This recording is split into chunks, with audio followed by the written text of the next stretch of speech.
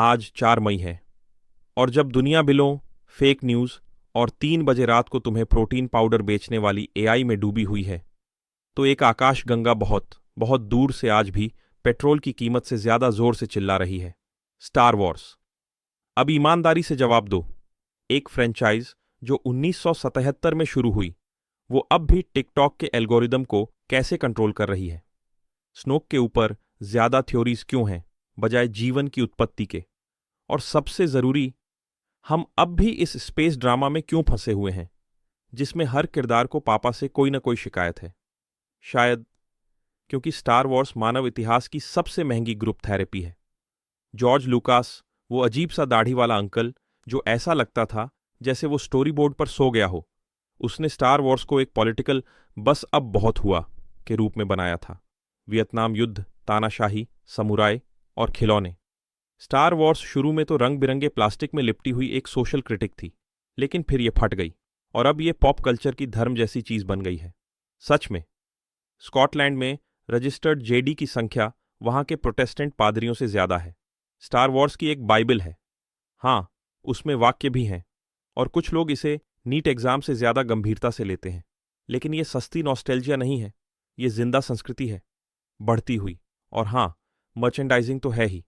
अगर तुम सोचते हो कि स्टार वॉर्स सिर्फ लाइटसेबर की लड़ाई और प्यारे रोबोट्स की कहानी है, तो बधाई हो, तुमने डिज्नी के मार्केटिंग जाल में छलांग लगा दी है। असल में स्टार वॉर्स हमेशा से सत्ता, दमन और विद्रोह की कहानी रही है। एम्पायर असल में नाजी विचारधारा को चकाचौंध वाली लाइट्स के साथ दोबारा पैक किया गया। रिबेलियन तानाशाही विरोधी गुरिल्ला मूवमेंट, मगर स्टाइल में।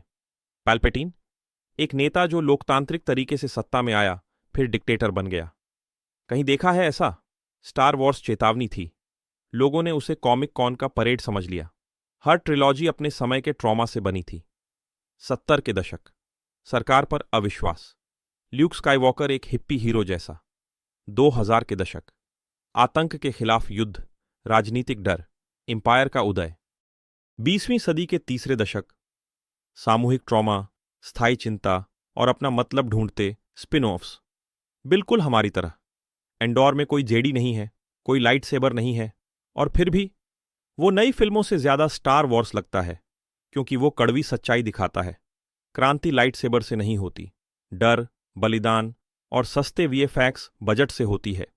स्टार वॉर्स शायद अकेली जगह है जहां एक हरा बच्चा भारत की संसद से ज्यादा एंगेजमेंट पा रहा है। बेबी योडा वैक्सीन से ज्यादा वायरल होता है। हान और ग्रीडो में किसने पहले गोली मारी, इस पर बहस आज भी परिवारों को तोड़ देती है। टॉक्सिक फैंस रियल टाइम में करियर बना और बिगाड़ देते हैं। तो क्या ये सब वर्थ है? बिल्कुल, क्योंकि स्टार वॉर्स अंत में किसी बड़े यकीन की बात करता है, चाहे वो बड़ा एक बूढ़ा इंसान हो जो हाथों से बिजली मारता हो। सच कहें तो स्टार वॉर्स आज भी जरूरी है, क्योंकि हमें आज भी मिथक चाहिए। पुरानी पौराणिक कथाएं मर गई हैं। होमर कौन पढ़ता है अब? पर लाइटसेबर सबको पता है।